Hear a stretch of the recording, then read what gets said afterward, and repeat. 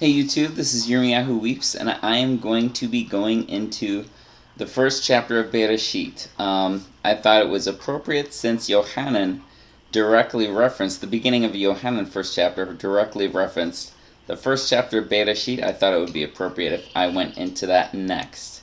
So this is the beginning. This is the beginning of the book. This is the beginning of space and time. This is the beginning of it all. This is from what I call the Ketbei HaKodesh, which means the separate writings. I also call it the Ha-Sefarim, or actually I think it'd be Sefarim Ha-Sefarim. Sorry. The most excellent books. Literally it means the books of books, but that's a way of saying the most excellent books, the very best. And I also call it Sefarim HaBasor Yahweh, which I'm not sure if that's linguistically correct Hebrew, but I mean it to mean the books of the good news of Yahweh. And this is the beginning, the very beginning.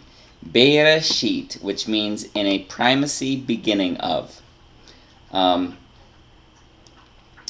So, chapter 1, I'm just going to read it and then I am going to go into my notes.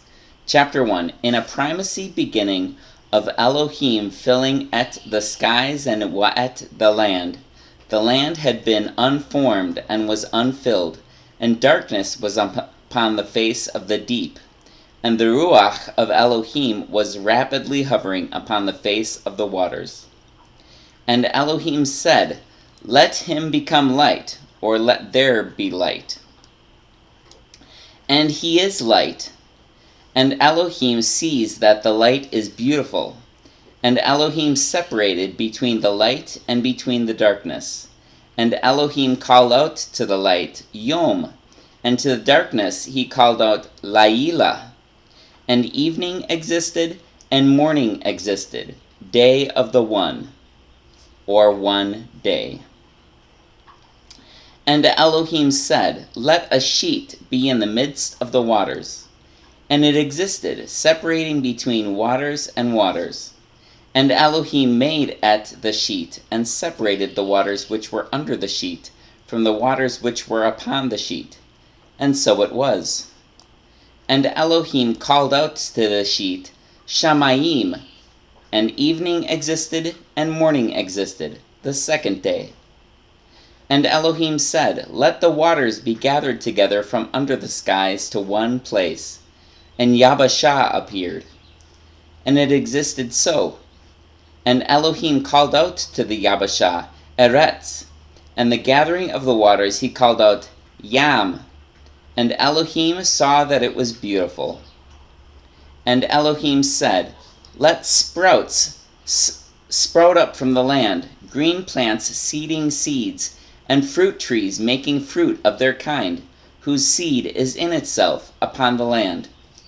And it existed so.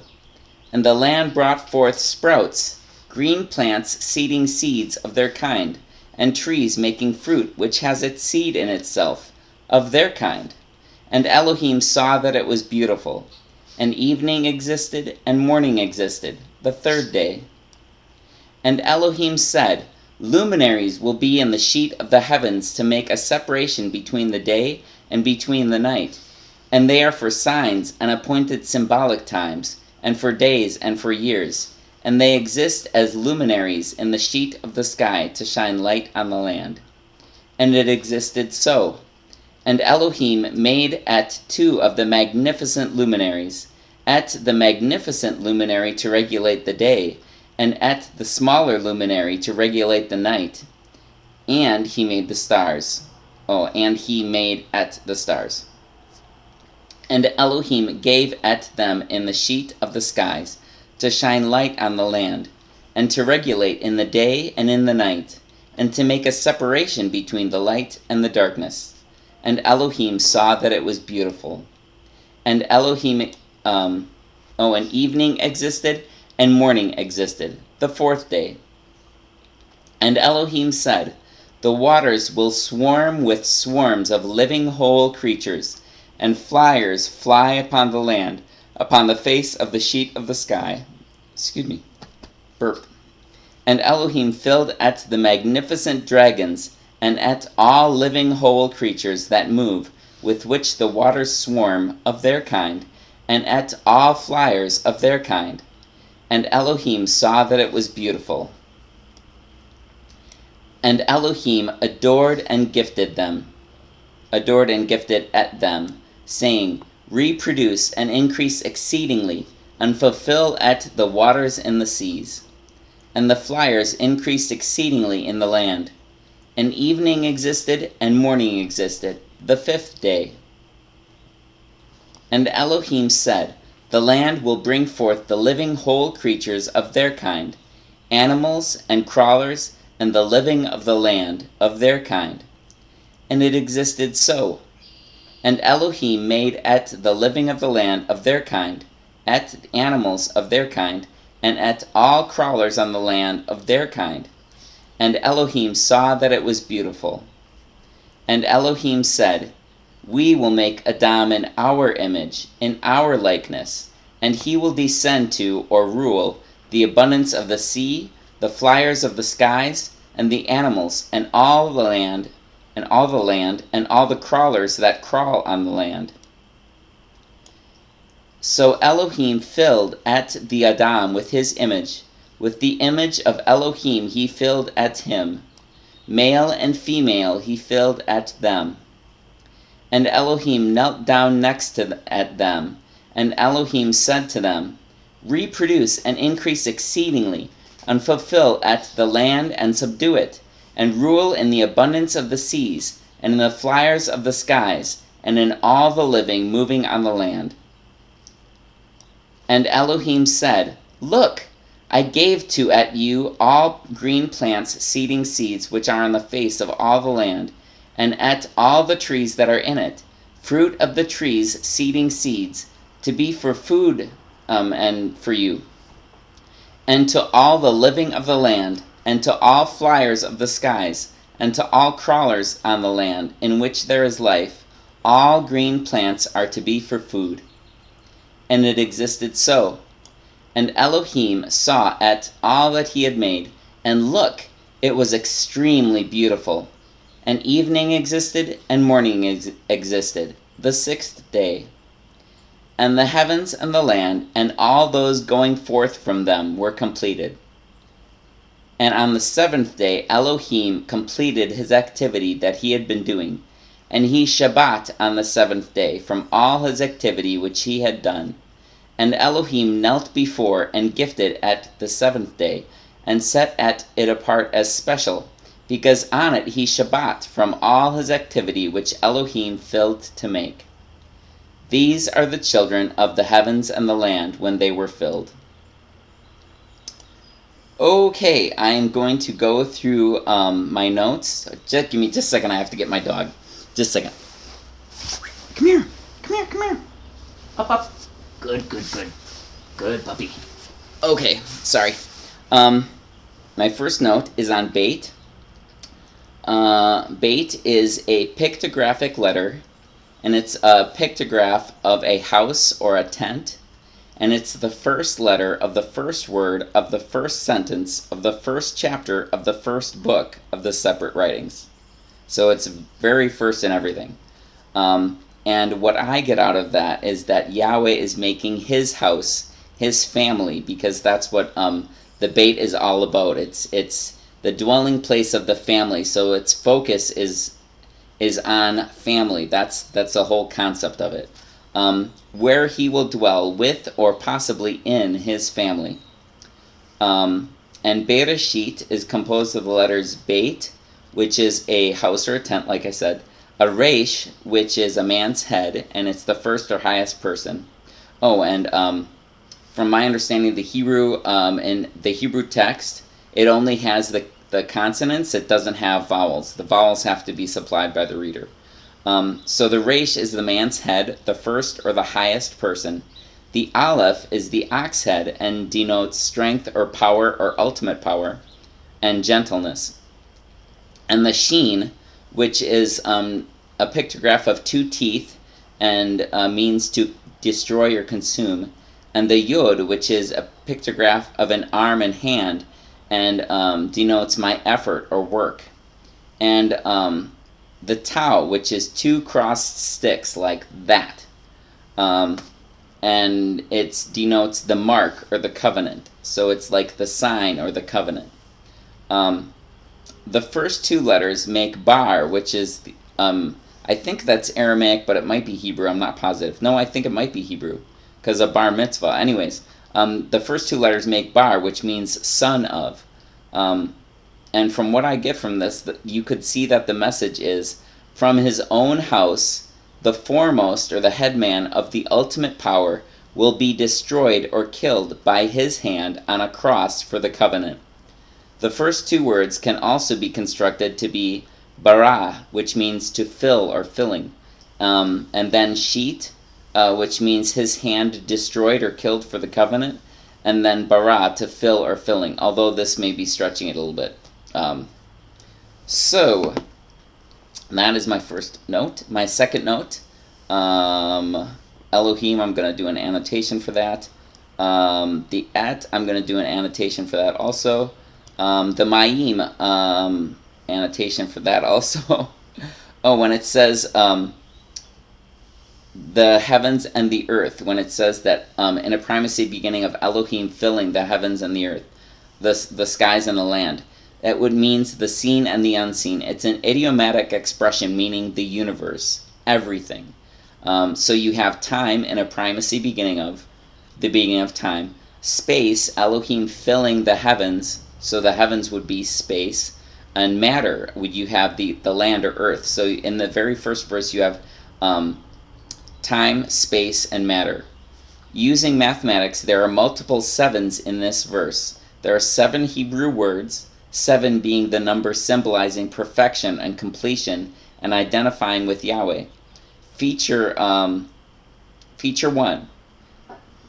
There are 28 Hebrew letters in this verse, in the first verse. Feature 2, there are letters of the subject and the object are 14, and the remaining letters are of course 14. Feature 3, the objects, the heavens and the earth, are composed of 14 Hebrew letters. Feature 4, the shortest word, et, is in the middle, and when combined with either word next to it, comes to 7 letters. See also, I'll put a annotation for that. The sentence structure in this first verse, I'm still going over the first verse, the sentence structure emphasizes that it was Elohim that did the filling, not as much emphasizing what Elohim did. So the focal point is on Elohim of the first sentence, the first verse. The subject of the sentence and following narrative is what was filled, the heavens and the earth. More accurately translated into English as, in a primacy beginning of the filling of the heavens and the earth by Elohim. For before Bereshit 1:1, see, I'll have a footnote on that. So ways that you can look at the heavens and the earth could be saying the heavens and the earth, the skies and the land, the seen and the unseen, space and matter, the immaterial and the material, the spiritual and the carnal. Let's see. Oh, when it says the Ruach of Elohim, that Ruach is the wind or breath essence, and when it says hovering, and it's feminine also. So the Ruach, the Ruach HaKodesh, what's commonly called Holy Spirit, is feminine. The Hebrew word simply means darkness when it's talking about the darkness. But in the Kepe HaKodesh, it has come to symbolize what opposes Elohim, such as judgment, death, oppression, wandering from Yahweh, and in general, wrong. In Yeshayahu, it parallels bad. It is a fitting cover for the primeval world, but it prepares the reader for the fact that Elohim is about to reveal himself through his works.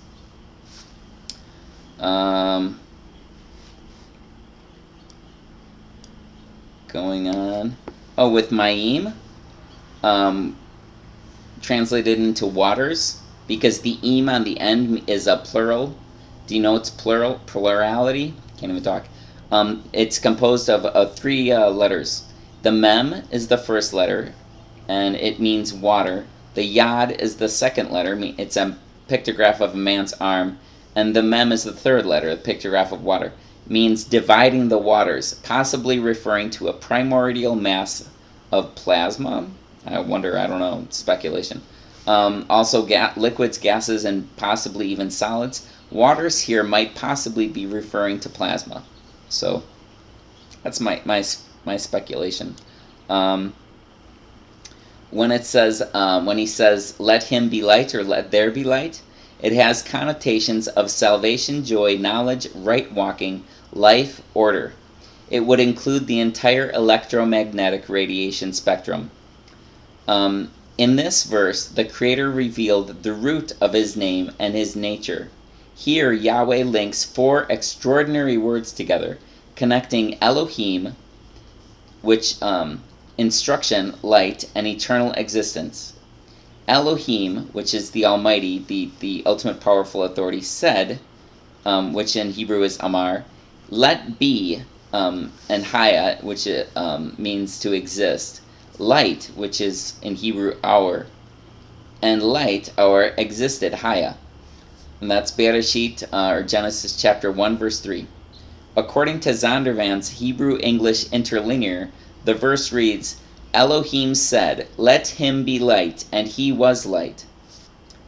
Also interesting to note, the Hebrew text renders the first Haya as English consonants YHY, which is the singular masculine third person jussive, signifying a command, active tense of the verb. The second time the verb appears, it is written as, in English consonants, WYHY, which includes the conjunction and, represented by the wa, which would be the English W. Collectively, these letters represent the full basis of Yahweh's name. So in this way, we find Elohim identifying his name and associating himself with light. But there is more. Had Haya been vocalized in first person, the passage would read, Elohim said, I was light, I am light, and I will be light. I exist as light.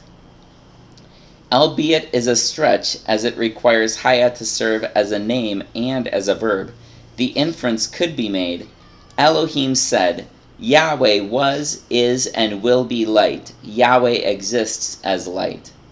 So whether Elohim, ultimate authority, said, Amar, let there be, Haya, exist, light, our, and light, our, existed, Haya, or I was, am, and will be light, always existing as light, or even Yahweh is light, and Yoshua will become light. He was speaking about how light, the first thing he created, was synonymous with his nature, and how his nature would lead directly to our salvation and to life. Yahweh exists and enlightens us, and sheds light upon the earth, upon the path to him, so that we will become like him. Beautiful. Let me see if I have anything else I'm going to put in footnotes. Echad, when it says day of the one or one day, Echad is a single unit of unified elements. So a day would be Echad because it's composed of nighttime and daytime. So there's two elements to it, but there's one day. Yahweh is father and mother with all his characteristics. A tree is composed of a trunk, roots, branches, and leaves. That's the whole idea of Echad. It's one thing composed of different elements.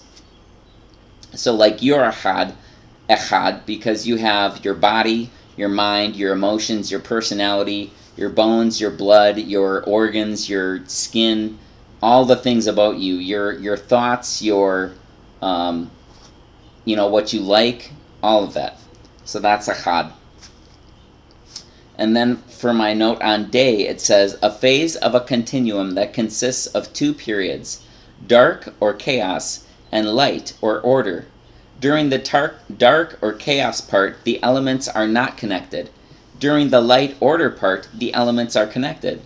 The word Yom to the Hebrews did not put in mind a simple nudge on a calendar, but much rather a period of indefinite length and most definite theme. arguing the theme to set the day's boundaries and not the clock. So it would be a day, as in our modern language. The word yom denotes both the entire cycle of one day and the light segment of it. So when you say a day, somebody can be talking about a 24-hour period, or they could be talking about just the sunlight part. Many wonder if in the Bible a day consists of a dark part first and then the light, or vice versa. But that's typical calendar thinking. Look at waves on the ocean. Does the wave peak precede the wave trough, or vice versa? Activities were conducted on the light part of the day, but in case of special days, Shabbat and feasts, the jurisdiction of rules and regulations pertaining to that day commenced at the closure of the previous light part. So once the previous light part ends, that's when they start things up again. So they're kind of starting things at evening, but I think in Bereshit it makes sense, because since the night and day, the dark and the light is, what's the word I want to use? Goes along with chaos and order, then it's basically Yahweh saying there was chaos and there was order. So we have chaos first and then we have order. So looking at the world right now, we have chaos, and then once this world is done and we go on to the next life, we're going to have order. Right now we're in the chaos part, then we're going to have order. So anyways, going on.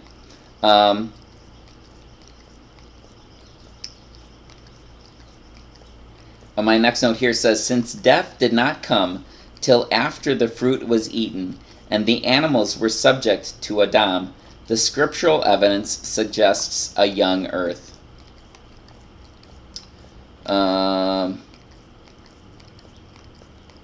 Going on. When he's speaking about the luminaries on day 4, I have a note saying that it could be that the first time the luminaries are visible from the point of view, from the surface. So it could be referencing where it could be saying that the luminaries are created are seen on day 4, because that's where Yahweh is positioned. It's showing Yahweh's location. He's on the earth. So it could have been, and I've heard this from another teaching, it could have been that the canopy was opaque, that it was not able to be seen through before day 4. But on day 4, that's when the canopy became translucent enough, I think that's the word, transparent enough to see through. So just a little bit more speculation.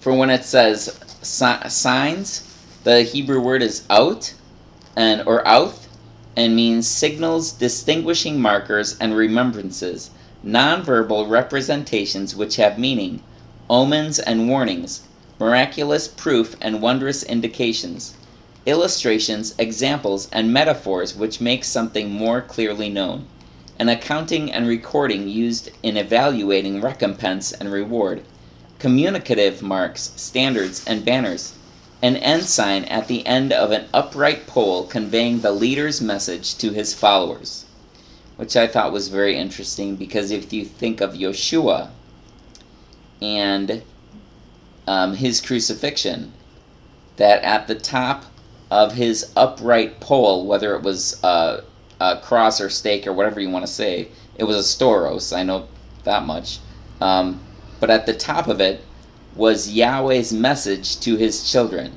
that Yeshua was the king of the Yehudim, the Jews, and then subsequently, I believe, all humanity. But going on, my next note is on Nefesh. When it said Nefesh, when I was reading about the sea creatures and saying that they were Nefesh, Nefesh is the whole or entirety of a creature. It's all the parts of you. So, like I was talking about Echad, all the parts of you are your Echad. Your unit is Echad, because all the different parts of you. Nefesh is the same kind of idea, but it's a creature. It's a living creature, and it's all the various aspects of that creature. My note says, the whole or entirety of a creature, whether man or animal, all the various aspects, the flesh, bones, blood, mind, emotions, personality, character, etc. all together. And that's so throughout Bereshit and the rest of the separate writings. When I said dragons, I'll have a footnote on it, but it's Tanine. It means monsters, lizards, terrible lizards, or dinosaurs, because that's what dinosaur means, terrible lizards. Maybe some of them weren't so terrible, but you never know. And dragons. Let's see. Just seeing if I have any other... No, stop. My dog. Puppy, quit. Love you, but stop. Oh, when the Hebrew word that's usually translated bless, I'm trying to see what I had really quick.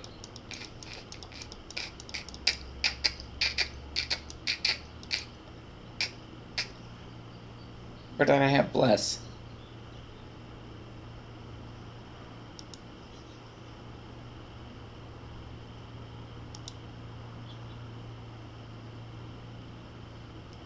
Sorry. Shoot, dang it. Adored and gifted them. That's what I had for bless. So, my footnote on bless is usually translated as bless. As in verse 22, the verb bless here can be seen as to endow with the capacity to reproduce and be fruitful, as the following context indicates.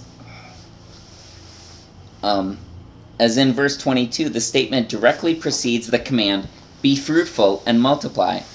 The verb carries this same nuance in Bereshit, or Genesis 17 verse 16, where Elohim's blessing of Sarai imparts to her the capacity to bear a child. In Bereshit, or Genesis 48:16, where Elohim's blessing of Yosef's sons is closely associated with their having numerous descendants.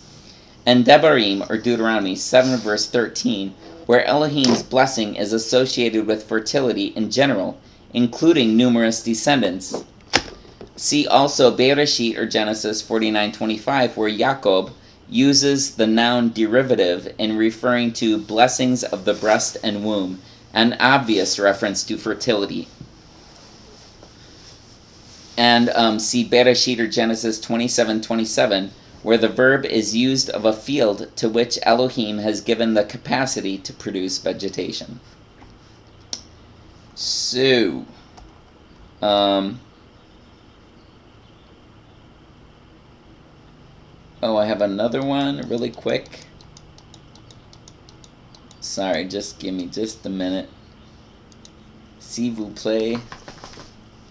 Oh, when it says to increase exceedingly,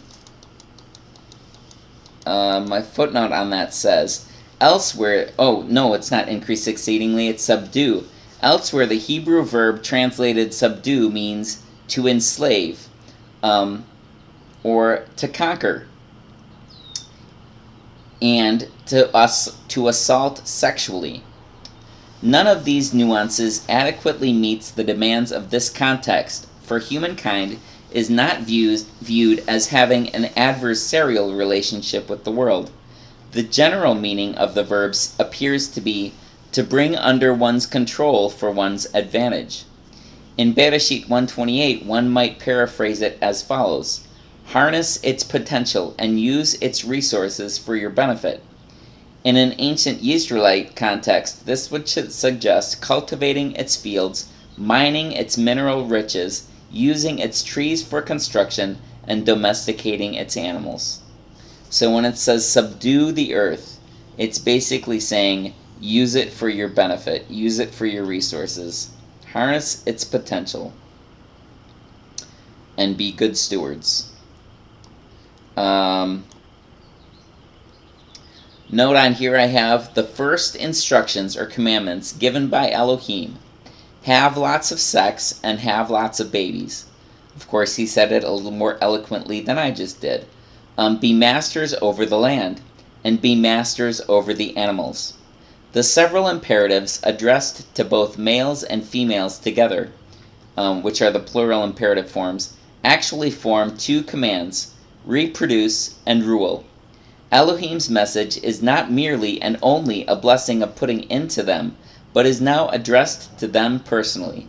This is a distinct emphasis with the creation of human beings, but with the blessing comes the ability to be fruitful and to rule. In procreation, they will share in the divine work of creating human life and passing on Elohim's image. In ruling, they will serve as Elohim's vice-regents on earth. They together, the human race collectively, have the responsibility of seeing to the welfare of that which is put under them, and the privilege of using it for their benefit. And my note on Shabbat. According to Strong's, this is, commonly called Sabbath. Shabbat is from, it's the first Shabbat is Shabbath, and the second is Shabbath. So it's slightly different. The Hebrew word meaning ceased, desist, and rest. But in actuality, it is the same word. And in that regard, the desist implication is often missed. The English desist comes from the Latin desistere, meaning of or about standing upright. A possible implication here is that if we want to stand with Yahweh, we need to rely upon Him standing up for us. We cannot work for our salvation or rescue, because Yahweh has already done everything which was required. Shabbat is actually based upon the Hebrew word Sheba, meaning 7. The same word, vocalized Shabbat, is to swear a binding oath and to make a promise. The third vocalization of the root of Shabbat completes the picture. Sabah means to completely fulfill and totally satisfy. Therefore, the meaning behind the Shabbat is, Yahweh swore a binding oath whereby He promised to perfect us, totally satisfying us, by fulfilling His promise, and that those who rest, reflecting and relying upon what He has done, will stand upright with Him. And the number 7 is the symbol which unlocks the timing, purpose, and meaning of this oath. And a couple more notes. Bereshit has 10 divisions, each beginning with the phrase, "These are the children," or the Toledot. And these are indicated in this version, that I'm reading from my version, by green type. So I put I put that message in green in my version. They're all in Bereshit, but there are two more that are not in Bereshit. There's one in Ruth 4 verse 18, and the last one is in Matityahu 1 verse 1, which changes slightly, seeming to reach a fulfillment. Then my last note I have is there is a research, so this is just more speculation kind of. There is a researcher by the name of Eugene W. Falstich who spent a lifetime researching biblical chronology with the aid of astronomical computer programs. Among the many dates he was able to verify from Scripture was the date of creation. He determined that creation week was March 19th through 25th, 4001 BCE, and that the 8th day was a new moon marking the first month of the first year, which would be Abib 1, year 1, at March 26th, 4001 BCE. What he found was there was a singular planetary alignment on the 5th day of creation, which has never happened since. Likewise, there was a planetary alignment on the summer solstice of that same year, which is also incomparable in history. So that is just interesting speculation, as far as I'm concerned. May be true, I'm not sure, but you're welcome to research it if you'd like. That is Bereshit chapter 1. And I should have annotations with all of this, because there's a lot more that I didn't even read. But I think that is the place to start. The place to start. I hope that you've gotten something out of this. Thank you for watching. Feel free to comment anything you want to add for the benefit of anyone who watches would be great. and have a very good day and a very good life, or night, the case may be. And thanks for watching. Shalom. Talk to you later if you watch another video. And bon voyage. Arrivederci.